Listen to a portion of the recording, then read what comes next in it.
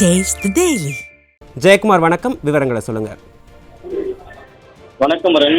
இந்திய அண்ணா திராவிட முன்னேற்ற கழகத்துடைய பொதுச் செயலாளர் புரட்சி தமிழர் எடப்பாடி கே பழனிசாமி அவர்கள் மக்களை காப்போம், தமிழகத்தை மீட்போம் என்கிற புரட்சி பயணத்துடைய எழுச்சியாக இன்றைக்கு ராமநாதபுரம் மாவட்டத்திலே தனியார் அரங்கத்தில் பல்வேறு விவசாய அமைப்புகள், மீனவ பிரதிநிதிகள், அதே போன்று இந்த பகுதியில் இருக்கக்கூடிய பல்வேறு தொழில் நடத்தக்கூடிய, அதன் மூலமாக பாதிக்கப்படக்கூடிய அந்த நபர், முக்கிய பிரமுகர்கள், அதே போன்று பகுதி நேர ஆசிரியர்கள் என பலரை சந்தித்தார். அவர்களுடைய கோரிக்கையை கேட்டறிந்தார். அதன் பிறகு தொடர்ச்சியாக அனைத்து இந்திய அண்ணா திராவிட முன்னேற்ற கழகத்துடைய பொதுச் செயலாளர் விவசாயிகள், மீனவர்கள், நெசவாளர்கள் அவர்கள் அழைக்கப்பட்ட கோரிக்கையை ஏற்றுக்கொண்டு அவர் பேசினார்.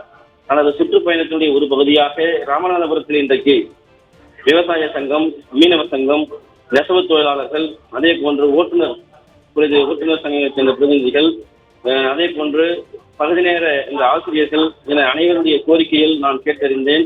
2026 இந்த கோரிக்கைகள் எல்லாம் சரி செய்து கொடுக்கப்படும். உங்களுடைய ஆதரவோடு 2026 அனைத்து இந்திய அண்ணா திராவிட முன்னேற்ற கழக ஆட்சி அமையும்.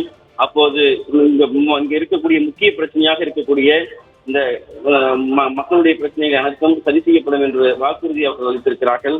குறிப்பாக பகுதி நேர ஆசிரியர்கள் திமுக அரசு கொடுத்த வாக்குறுதியை நிறைவேற்றவில்லை.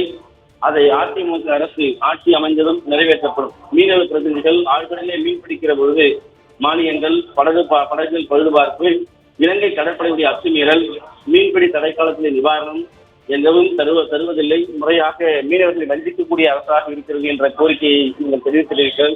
அது அனைத்தும் சரி செய்யப்படும். இலங்கை கடற்படையினர் தாக்குவது குறித்து மத்திய அரசிடம் பேசி அதற்கான ஒரு தீர்வை கொண்டு வரப்படும் என்கிற உறுதியை அவர் அளித்திருக்கிறார். அதே போன்று நெசவு தொழில்களுடைய மூலப்பொருட்களுடைய விலை உயர்வு, அதே போன்று சந்தைப்படுத்தல் பிரச்சனை, போதிய அரசு சலுகை இல்லாதது, இதெல்லாம் வேதனையாக இருப்பதாக நீங்கள் பகிர்ந்து கொண்டீர்கள். அவை அனைத்துமே சரி செய்து கொடுக்கப்படும் என்கிற வாக்குறுதியை அதிமுக பொதுச் செயலாளர் அவர்கள் மத்தியிலே அளித்திருக்கிறார். மீனவ பிரதிநிதிகள் ஆளுகிற அரசு தங்களை எப்படியெல்லாம் அநீதி இழைத்திருக்கிறது, தங்களுக்கு எப்படியெல்லாம் மிகப்பெரிய துயரத்தை கொடுத்திருக்கிறது என்கிற வேதனையை அவர்கள் விளக்கினார்கள். அதையும் ஏற்றுக்கொண்டு அதுவும் சரி செய்து கொடுக்கப்படும் என்று தெரிவித்திருக்கிறார்.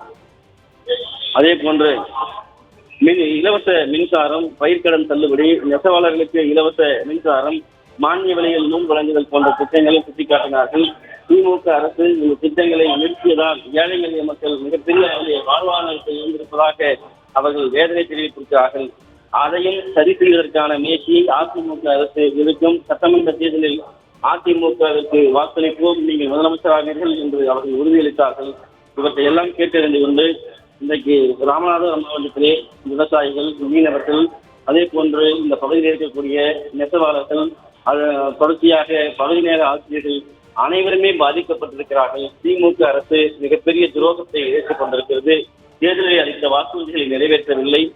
எந்த கோரிக்கையை எடுத்துள்ளாலும் போராட வேண்டிய நிலைக்கு தள்ளப்படுகிறோம். நாங்கள் பெரும்பான்மையாக இந்த பகுதியில் இருக்கக்கூடியவர்கள் அனைத்து நிலையிலும் பாதிக்கப்பட்டு அண்டா குண்டா தாலியை கூட நாங்கள் அடைத்தளிக்க வேண்டிய நிலைக்கு தள்ளப்பட்டிருக்கிறோம் என்ற வேதனையில் இவர் தெரிவித்தார். அதையெல்லாம் கேட்டறிந்து கொண்டு சரி செய்யப்படும் என்று தெரிவித்திருக்கிறார். ராமநாதபுரம் மாவட்டத்திலே தொடர்ந்து நேற்றைக்கு பரமக்குடி, அதே போன்று திருவாடனை சட்டமன்ற தொகுதியிலே அதிமுக பொதுச் செயலாளர் எழுச்சி உரையாற்றினார். பல்லாயிரக்கணக்கான மக்கள் திரண்டு உற்சாக வரவேற்பளித்தார்கள். இன்று காலை ராமநாதபுர சேதுபதியுடைய அரண்மனைக்கு சென்று அங்கே இளைய மன்னராக இருக்கக்கூடிய நாகேந்திரன் சேதுபதி அவரை சந்தித்து அவரோடு கலந்துரையாடி அவர்கள் பயன்படுத்திய வீரமிக்க அந்த மண்ணிலே அதிமுக பொதுச் செயலாளர் பார்வையிட்டு அவர்களோடு கலந்துரையாடி பேசினார். தொடர்ச்சியாக இன்றைக்கு விவசாயிகள், மீனவர்கள், நெசவாளர்கள், ஓட்டுநர் சங்கங்கள், பகுதி நேர ஆசிரியர்களோடு கலந்தாடி அவருடைய கோரிக்கைகளை ஏற்று அவர்களுடைய கோரிக்கையை சரி செய்து கொடுக்கப்படும் 2026 என்னுடைய ஆதரவோடு என்று அவர் பேசி முடித்திருக்கிறார்.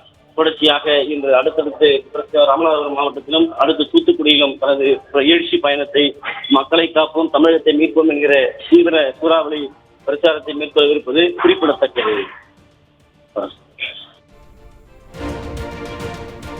விவரங்களை வழங்கியமைக்கு நன்றி ஜெயக்குமார்.